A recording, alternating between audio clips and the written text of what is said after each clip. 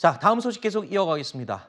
지난주에 이 노소영 아트센터 나비 관장이 최태원 SK그룹 회장의 동거인이죠. 김희영 TNC재단 이사장을 상대로 낸 위자료 청구 소송 결과가 나왔습니다. 이례적으로 거액인 위자료 20억 원을 지급하라는 1심 판결이 났습니다. 김희영 이사장은 항소를 포기를 했죠.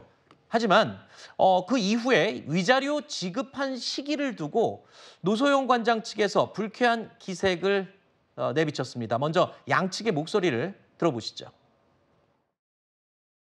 몸과 자녀들이 겪은 고통은 어떠한 금전으로도 치유되기 어렵다고 생각합니다. 다만 이렇게 무겁게 배상 책임을 인정해 주신 것은 가정의 소중함과 가치를 보호하시려는 법원의 의지를 확인할 수 있는 부분이라고 생각하고 있습니다. 김희영 씨는 이후 여아를 떠나 원고인 노소영께 다시 한번 진심으로 사과의 말씀을 드립니다. 이제 이번 판결을 계기로 더 이상 도가 지나친 인격 살인은 멈춰 주시길 부탁드립니다.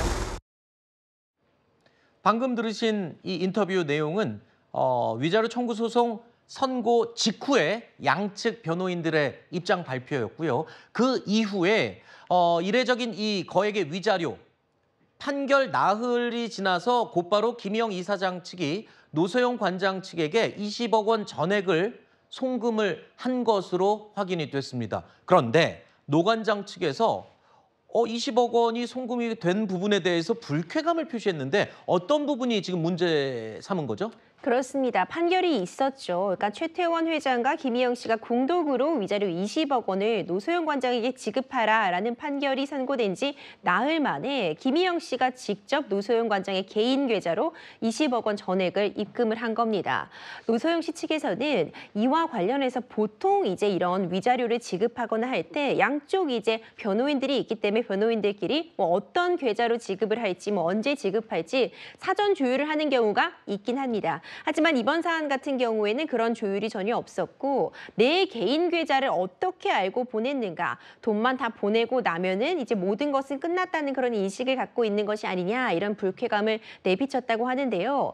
이에 대해서 사실 노소영 씨 계좌는 소송 과정에서 소송 자료를 본다면 충분히 확인이 가능했습니다. 네. 최태원 씨와 생활비가 오고 간 그런 계좌 같은 그렇죠. 부분이 증거 자료로 다 제출이 되었기 때문에 해당 개인 계좌는 이미 알 수가 있었고 그에 따라서 신속하게 어쨌든 의무를 이행하고 항소하지 않겠다는 의지를 다시 한번 보이기 위해 바로 입금한 것이다. 이런 내용을 지금 또 노소영 씨 측과는 달리 또 김희영 씨 내고 있어서 일단 이 부분은 지급을 한 것으로 일단락은 된 상황입니다. 네.